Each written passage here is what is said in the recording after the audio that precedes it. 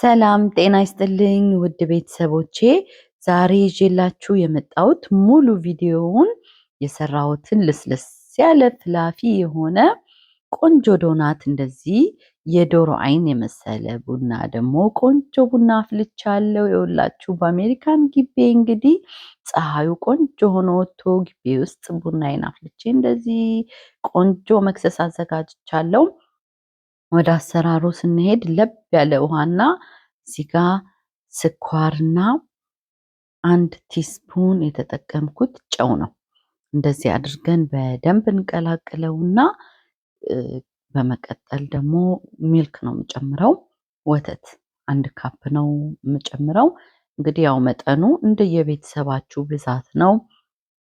እዚህ ጋር ደግሞ የቀለጠ ቅቤ አንሶልትድ በተር ነው የተጠቀምኩትና ኦል ፐርፐዝ ኦርጋኒክ ዱቄት ነው የተጠቀምኩት። ወደ 5 ካፕ ነው የተጠቀምኩት። ያው መጠኑ እንደ ቤተሰባችሁ ማብዛትም መቀነስም ትችላላችሁ።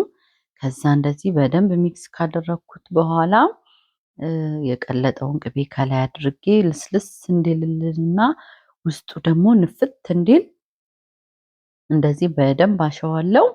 የስኳር ማንኪያ ደግሞ 1 እርሾ የዳቦ እርሾ ተጠቅሜያለሁ እንግዲህ እና እኔ አልዳምጠውም። እንደዚህ በደንብ ካቦካሁት በኋላ ኩፍ ብሎልኝ እንደዚህ በእጄ እየቆረጥኩ እንደዚህ የዶናት ዲዛይን አደርግና አስተካክለዋለሁ። ከዛ ዘይቴን እዚህ ጋር እያጋልኩ ነው። ይሄ ዶናት በእውነት ስሩና ሞክሩት። በጣም ከምትወዱት በላይ ቆንጆ አሰራር ነው። ለቁርስም ለመክሰስም በተለይ ልጆች ይወዱታል።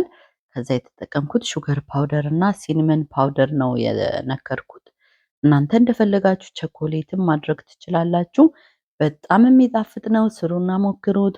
ለቻናሌ አዲስ የሆናችሁ ሰብስክራይብ እያደረጋችሁ ቤተሰብን ይሁን፣ እንዲሁም የነበራችሁ ስለ መልካም ቅን አስተሳሰባችሁ ሁሉ ከልብ አመሰግናለሁ። ቻናሌን ከወደዳችሁት ሰብስክራይብ፣ ላይክ እያደረጋችሁ እንደውም ለምታውቁት ሁሉ ሼር አድርጉልኝ። ለቻናሌ ሳፖርት ያደርገኛል።